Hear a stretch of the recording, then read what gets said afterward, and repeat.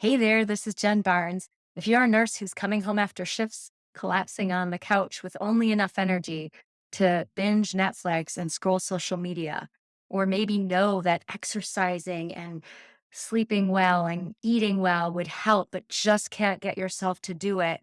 Maybe you don't even know how to help yourself feel better anymore because the system you work in is so broken, then this podcast is for you. So be sure to listen. Hi, I'm Jen Barnes, and you're about to experience how to ditch the old ways of doing things and build resilience so you can feel better in your body, enjoy your life again, and maybe even love nursing again. Welcome to the Resilient Nurse Podcast. Hey, it's Jen. If you're a nurse who's coming home after shifts, collapsing on the couch with only enough energy to binge Netflix and scroll social media, or maybe you know that you need to exercise and get plenty of sleep and eat well to feel better, but just can't get yourself to do it. Maybe you don't even know how to help yourself feel better anymore because the stressor you face is the broken healthcare system, and it doesn't seem to care how much you're struggling or willing to listen to nurses for how to make change that would actually help. If this sounds familiar, then your body is trying to help you the only way it knows how. It is protecting you from this threat that's not going away by shutting you down. So I get why you would be feeling shut down when we're feeling exhausted, beat up, or we're facing a problem where there's no end in sight. It is completely natural to shut down. And in fact, this is how our body protects us from danger that doesn't seem to be going away. It shuts us down. But the problem is our natural tendencies to do things like binge Netflix, scroll social media, drinking wine, eating comfort foods, they don't actually help us. And they actually make us feel worse. They tend to interrupt our sleep and steal time away from the very things that would help us the most. Further, because we're so disconnected, they keep us connecting from others in a meaningful way. So it feels like our support system is completely out of reach. So, to do the things that you know will help you, first, you need to learn how to shift out of this response. There are several ways to do this that I teach to my clients and in my programs, and today I'm going to share three. But first, before we figure out how to get out of this state, it's important to assess if it's safe enough to do so, if it's safe to come out of that shutdown space. Sometimes we genuinely need to be numb or shut down or disconnected, even dissociative. And this might be particularly true if not only are you facing an incredibly stressful, problematic work environment, but maybe your home environment isn't safe. So you don't have anywhere where you truly feel like you can relax and be in that ventral vagal state where it's safe enough to connect, where you can rest and digest. And so in that case, you want to stay in the shutdown state as a protective measure. But when you don't need to be shut down anymore and it starts to become ineffective, you can try these practices. And so, something important to know is when you do these things to shift out of the dorsal vagal state, that shutdown state, you might flip into your fight or flight response.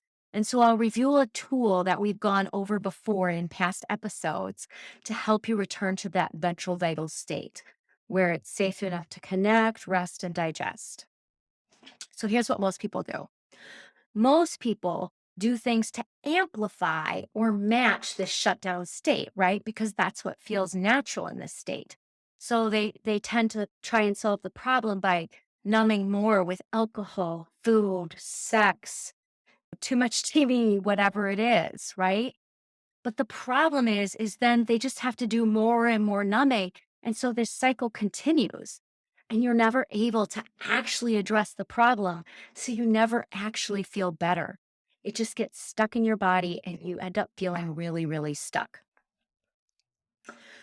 So I'm about to share how to get out of the shutdown cycle so you can do the things that you know you need that will help you or be open to learning what those things might be. So, to help us, it's important to remember that the shutdown state protects us through immobilization. So any movement at all can help us shift out of this state. So the strategies aren't complex. They're things that you might even already do, but it's important to know when to apply which strategies. So when you're in the shutdown state and you're ready to come out of it, one thing you can do is go for a walk. So this might mean, walking around the hospital or clinic you work in. It could be going outside and going for a walk around the block or perhaps a longer walk. It might even be walking on the treadmill. So the point is to get your body moving so that you're stimulating the vagus nerve to help shift you out of the shutdown state. So another option is rocking in a rocking chair. So because rocking in a rocking chair does require micro movements to keep yourself rocking, that will also stimulate the vagus nerve. So you might be thinking, but Jen, what if I collapse and I just can't get up? Like, what if you really feel stuck? And so, what you can do in those moments is visualize movement because that will still stimulate the vagus nerve. So, you might visualize yourself going for a walk, rock climbing, dancing, swimming, biking, or some other movement based activity that you enjoy. So, after you do one of these strategies, if you notice restlessness, anxiety, anger, or any other agitation, you might have flipped into your fight or flight response. And so then it's important that you do something to get you back into your ventral vagal response, that place where it's safe enough to connect, rest, and digest. So I'm allowed to share one way to do that. So remember, since the fight or flight response is protection through mobilization, we can shift out of that state by fluid movement with breath. And so I'm going to invite us to practice this skill together that I shared before in another episode. So go ahead and stop what you're doing if you can. If you're driving, please just listen. But go ahead and stop what you're doing and take a seat or stand. And I'd like to invite you to bring your palms together in front of your heart. And then as you inhale, reach your arms all the way up overhead as high as you can.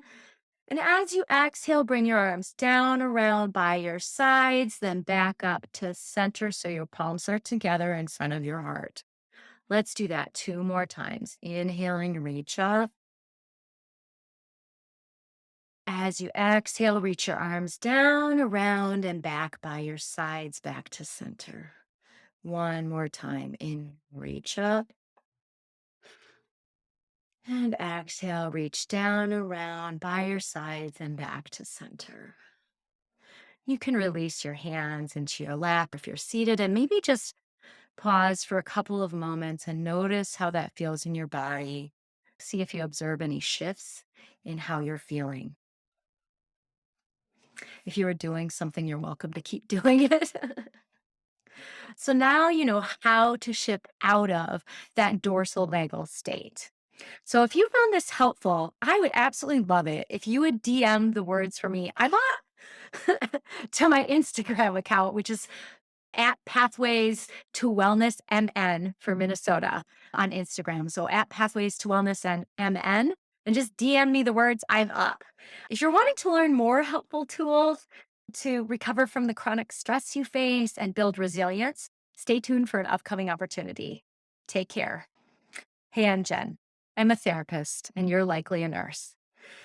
And I suspect we have at least one thing in common.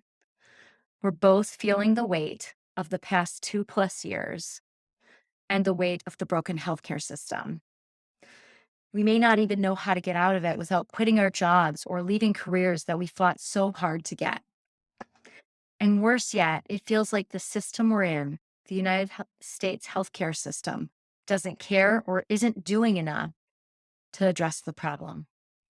Maybe you're collapsing on the couch after work with only enough energy to binge Netflix or scroll social media. Maybe you know you need to exercise, eat well, and get plenty of sleep, but you just can't get yourself to do it. Maybe you're tired of people telling you to do more yoga or forgot how to have fun. Maybe you've stopped caring about patients the way that you used to. Or perhaps you feel stuck in a job that you used to love. In other words, you might be burned out. If this sounds familiar, then this workshop is for you. We'll explore the 4 necessary steps for recovering from chronic stress and building resilience in nursing. We're going to meet on Thursday, October 20th at 7:30 p.m. Central Time on Zoom. So be sure to reserve your spot to either attend live or so that you can access the replay. Also, because I'm an LICSW, and this will advance your nursing practice by helping you build resilience so you can have more energy to focus on patient care and continued learning and growth. Many nursing boards will accept this as continuing education.